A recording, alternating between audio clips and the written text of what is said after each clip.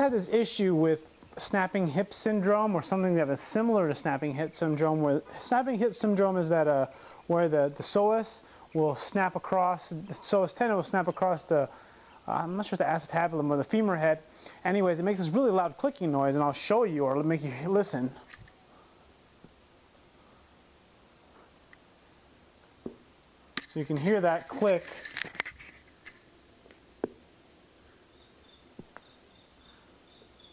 It's much more abrupt on this left side than versus my right.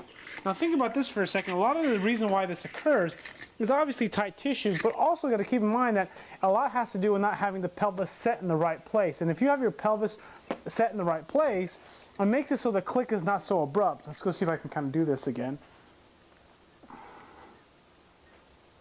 So I'm going to arch my back to go into hyperextension, go to rounding, and then find neutral, brace my abs. I still click. But now after I've clicked, actually, I just failed my experiment. So I have snapping hip. So anyways, something's wrong with my pelvis. One side's higher, one side's lower. I know that this particular side, this right side, has a tendency to be a little bit more tilted to the right. And one thing that I learned a few weeks ago to kind of help correct that is to lie back, pull the knee or the hip towards this right knee here, and pull in. And all I'm doing is I'm trying to help set the pelvis in a better position. I'm holding here, pulling in, pull, pull, pull, pull, pull, or pushing against my hand.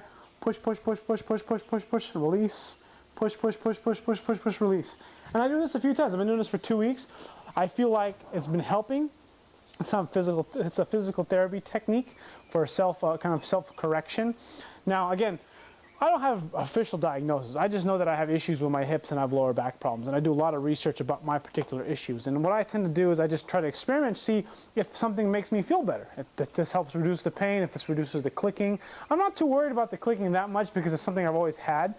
But I do know that when I stretch my adductors a ton, I do know when I roll out my inner thighs a ton, the clicking significantly reduces. So that's kind of like my indicator of knowing kind of like what's working and what's not working. Also, another thing to consider too is pain. Pain is not always the main solution or main measure tool all the time when it comes to correcting something, because the reason why is that pain shows up after you do something wrong for a long period of time. You have to do something wrong a lot, or you have to do something wrong under heavy loads or over lots of speed. Like you're sprinting. So that's kind of like where most of the errors happen that will lead to pain. It doesn't happen right away. It takes a while to get there.